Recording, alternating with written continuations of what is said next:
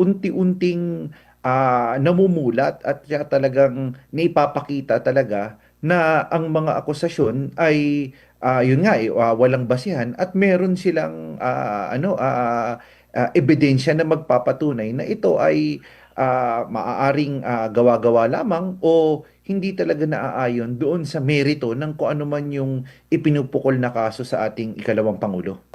Meron pong nabanggit ang kampo or mismo ang pangalawang pangulo na sinasabi pong hindi na gagayahin ng pangalawang pangulo yung nangyari sa panahon ni former President Rodrigo Duterte na hindi siya naghain ng reklamo o kaso laban doon sa mga talagang grabe, below the belt na mga pang-aakusa po sa kanya.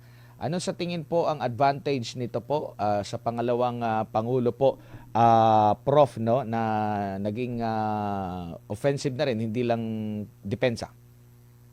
Oo.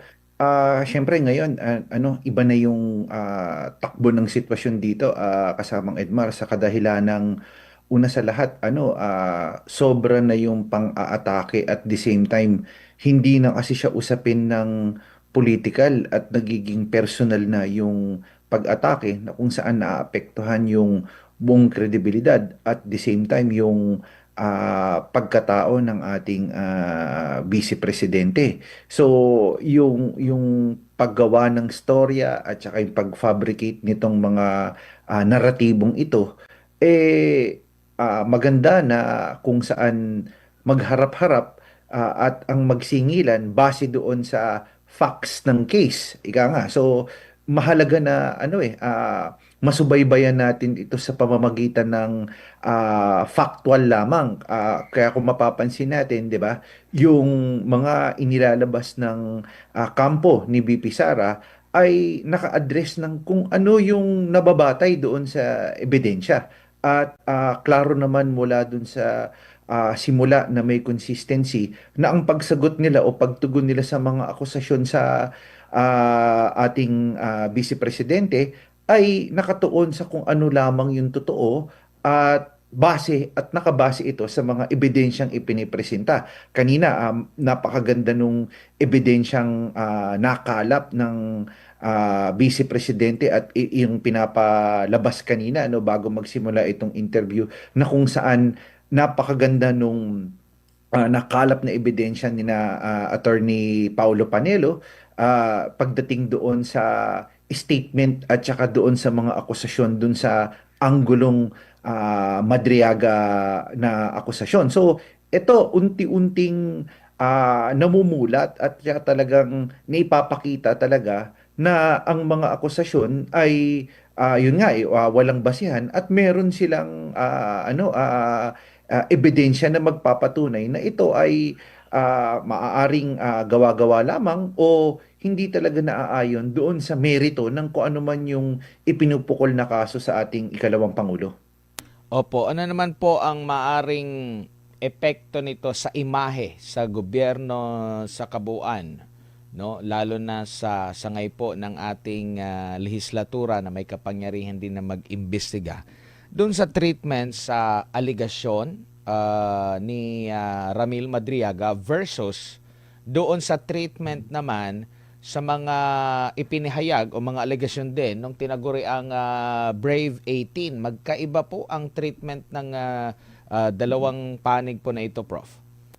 Oo, magkaiba at ito sa mga susunod na panahon, lalo na pagdating ng Miyerkules na kung saan didinigin na at ang inaantay din ng marami is a-attend ba si BP Sara doon sa pagdinig at the same time, unti-unti kasing nagbibigay linaw o naipapakita ng kampo ng ikalawang pangulo yung merito at akusasyon sa kanya na meron silang counter argument at hindi lang basta argumento, meron silang ebidensya na nagpapatunay na punto per punto na sinasagot nila yung mga akusasyon para sa ikalawang pangulo. So ano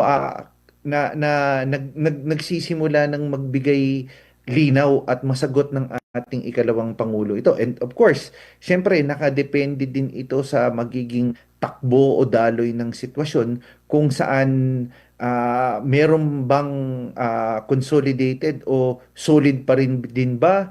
At ang pinakamalaking katanungan kasi for me at klarong sinasabi ng ibang mga eksperto at ng ibang mga mga abogado na ang impeachment process ay parehong political at legal. Pero para sa akin kasi beyond the legal, mas mataas ang porsyentong ito ay political talaga sa kadahilanang perception o yung public perception ang talagang may malaking epekto o may malaking kinalaman doon sa paraan ng kung papaano ipepresenta yung argumento o punto ng mga nag-aakusa sa ikalawang pangulo at base naman din ito sa mga ebidensyang ipepresenta din ng ating ikalawang pangulo.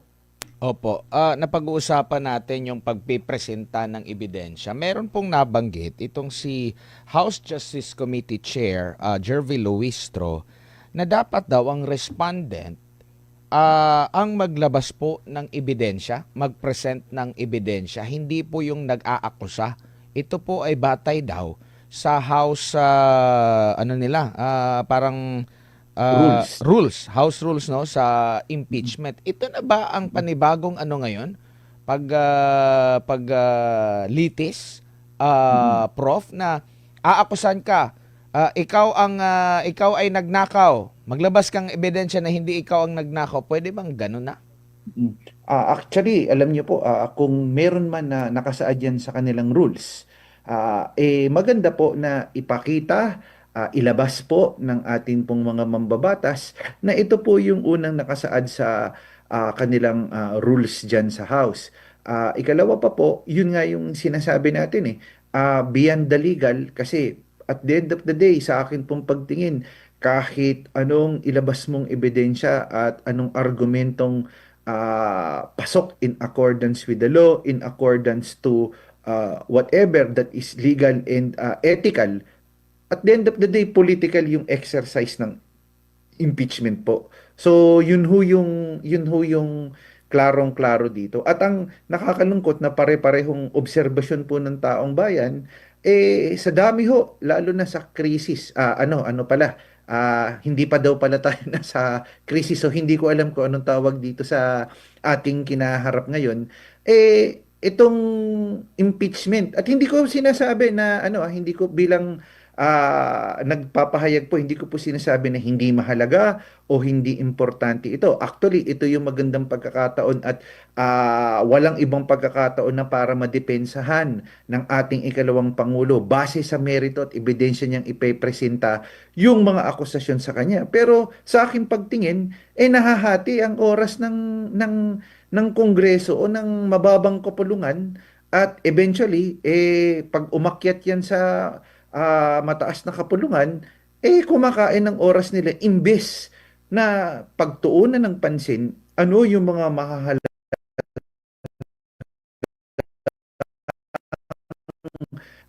measures, reforms, amendment ng batas at ibigay kung ano man ang necessary kapangyarihan na ibigay sa Pangulo, mag-suspend ng excise tax or whatsoever, magdeklara tayo ng state of emergency para ma-mitigate natin itong crisis na ito, itong